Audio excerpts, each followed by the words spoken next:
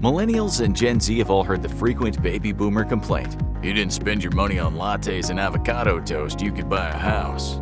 But what did houses actually cost 50, 75, 100 years ago? And how much could you buy back then for, let's say, $1? 1920. Picture it. A pandemic is winding down and people who have been locked down for over a year are starting to pretend that it never happened. They go out and drink and party like there's no tomorrow. That wasn't hard, was it? A U.S. citizen collects their paycheck and starts figuring out their budget for the rest of the week. If you're a man, congratulations, you've earned an average of $27 a week. If you're a woman, we're sorry to inform you, your salary is closer to $12 a week.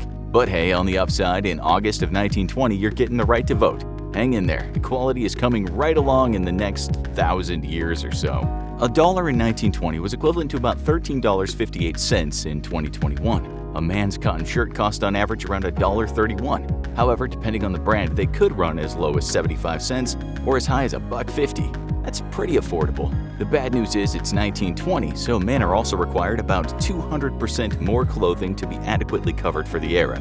A woman could get a cotton blouse for around $1.58. However, let's not even go into how much more clothing women needed to be modest back then. A blouse ain't covering it, literally. Since the pandemic was still kind of around, and we now know that means hoarding toilet paper like you ate bad taco leftovers, you're gonna want to stock up on that. 2 rolls of toilet paper run around 25 cents, so for $1, a 1920s housewife, because let's face it, who else is doing the shopping, could acquire 8 rolls. Now, what else is on the shopping list for a good old 1920s family? Groceries, of course. Some things, like a loaf of bread, were pretty affordable and roughly equivalent, accounting for inflation, of course, to what those products would cost now.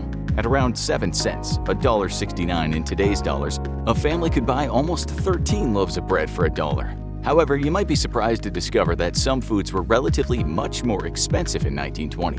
For example, a dozen eggs cost around 34 cents, or $8.23 in today's dollars. Way costlier than the average 2021 citizen expects. $1 in 1920 could buy around 3 dozen eggs, or just under 3 pounds of butter. That's right, butter back then was 36 cents, $8.72 in today's dollars, or around double what it costs in most places in the US. So why were some foods so much more expensive than we're used to? Well, in 1920, a lot of farm production was still on the smaller side, especially when it came to animal products like eggs and butter. There was less efficient mass production than there is today. Eggs and poultry used to be a luxury item that American households would serve only once in a while. In the first half of the 20th century, the average U.S. citizen ate around 6 chickens per year in total. In 2021, the average U.S. citizen can probably eat 6 chickens in an extra-large bucket of KFC. More accurately, though, U.S. citizens consume chicken around 3 to 4 times per week, for a total of 30 whole birds per year. Chickens were raised more carefully, in small flocks of 100 to 300 birds and in better conditions than today, and fed grain. So poultry and eggs ended up much pricier than they are today. Cows also roamed around free and were almost all grass-fed. This was reflected in meat and dairy prices. A sirloin steak cost around 25 cents per pound, or $6.05 in today's dollars. So for $1, you could buy 4 pounds of steaks and feed your family, but that was pretty pricey proposition, and only to be used for special occasions and indulgences. The other group of products that was surprisingly pricier in 1920? Household appliances. Things like vacuum cleaners were just starting to be marketed to American consumers. Cleaning the house was a much more exhausting and time-consuming proposition for women back then. For example, the new Hoover electric cleaner, one of the countless things we're certain a radio announcer marketed to U.S. housewives as necessary for keeping their man, or being a proper lady, or whatever insanity was happening in advertising those days, sold for about $39 or $503 today. The technology was new and mass production was still being figured out, so women either had to budget almost 3 weeks of paychecks on a vacuum cleaner, or more likely sit there scrubbing the whole floor by hand. How about home entertainment? What could you get for $1 there?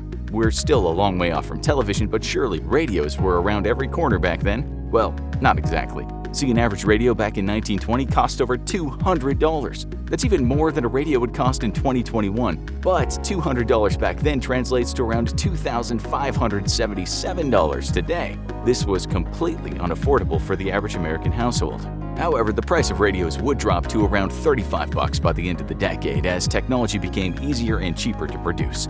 That's why, when it came to listening to music, most people opted for vinyl records. Not because the sound quality was just not the same now, man, or whatever Williamsburg hipsters will tell you, but because it was the only other option for listening to music besides hiring a live band to perform it in your house. An average vinyl record cost between 85 cents and $1.25, so $1 could probably get you a pretty great album back then. So this hypothetical 1920s family has already bought their steaks for a special Sunday dinner and some groceries, and the father has been listening to his hip new album while his wife scrubs the floor. Now the couple realizes it's the roaring 20s, they're still young and they need to go out on the town. It's time to leave the kids at home. The Walls should be good enough babysitter in the non-helicopter parenting year of 1920. And get ready. How are they getting everywhere?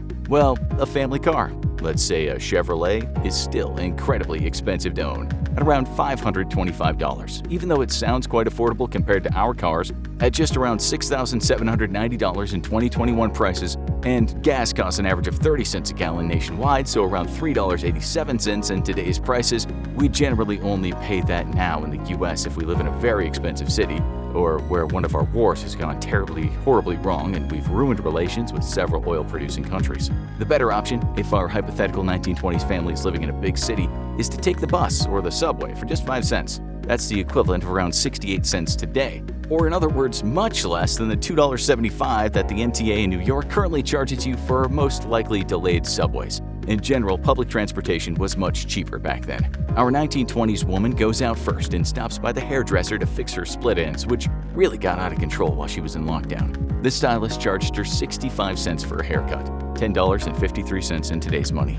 The hairdresser then asks her if she wants the latest trendy cut and style, the bob. How much, you ask? $5 whole, or $64.25 today, and an extra $2 a week to keep up the hairstyle. That's way out of our young lady's budget, so she'll have to settle for keeping her longer hair for now. However, with the cash she has left over, she buys a nice face lotion for 25 cents to make sure she looks extra fresh that night. She now has 10 cents left, and she's also realized there's a popular new trend coming up, started by the movie stars of the silver screen: makeup.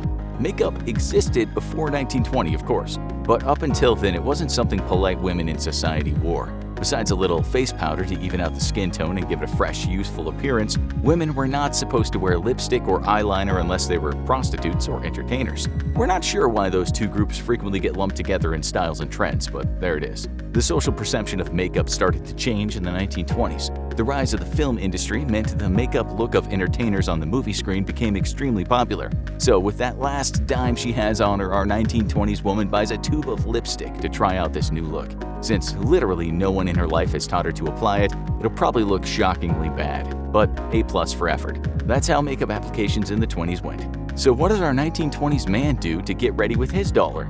Well, he stops by to pick up some aftershave for 21 cents, $3.40 in today's dollars, and figures since it's a special occasion out on the town tonight, why not make it the day he bathes? Oh, that's right, we forgot to mention that. People bathed around once a week back in 1920. Before you scrunch up your face in disgust, know that most dermatologists say we shower way too often nowadays, and it's damaging our skin. So the ideal bathing frequency seems to be somewhere between 1920 and now, or around 2 to 3 times per week.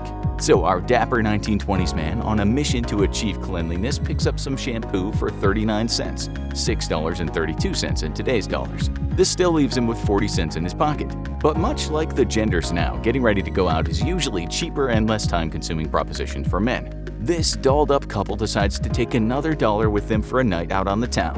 What can they do for each dollar they have on them?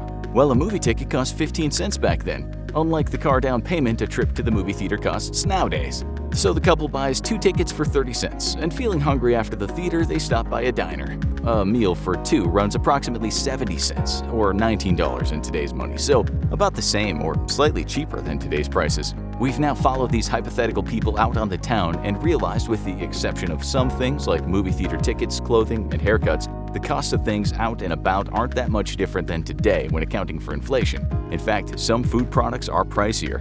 So how did people have so much more spending power back then than they do now? Well, we haven't touched upon one huge cost that most people in the US today, especially in urban areas, struggle to pay: housing.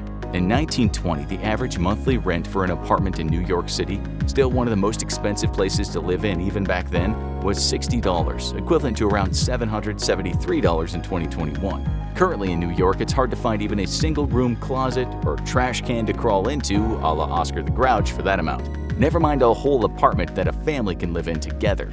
The one big area where prices have soared? Healthcare, in the US at least. In 1920, a couple of dollars, specifically 2 to 3, would pay for a home visit from a doctor. Hospitals were generally avoided by those who could afford it because they were associated with poverty. Also, to be fair, healthcare back then wasn't really the healthcare we know today, resembling something closer to Gwyneth Paltrow's Goop rather than actual medical prescriptions. Penicillin still wasn't available, and most cures consisted of placebos, snake oil, or the doctor telling you about the imbalance of your humors while you impatiently waited for death. In fact, the 1920s was the first decade in which major medical advances started being made. A few decades later, in the 60s, the boom in health insurance companies followed along to make sure those advances were needlessly expensive and semi-unaffordable. And today, of course, we find ourselves in the beautiful position of having incredible medical advances we are overcharged for and then refuse to take because we know better. So now that we've time traveled back to the present, and you know what a dollar could get you and couldn't get you back in 1920, and how much some costs surprisingly differed from today, what do you think you could get for the price of an avocado toast back then? Let us know in the comments. In the meantime, make sure to check out one of our other videos here or there.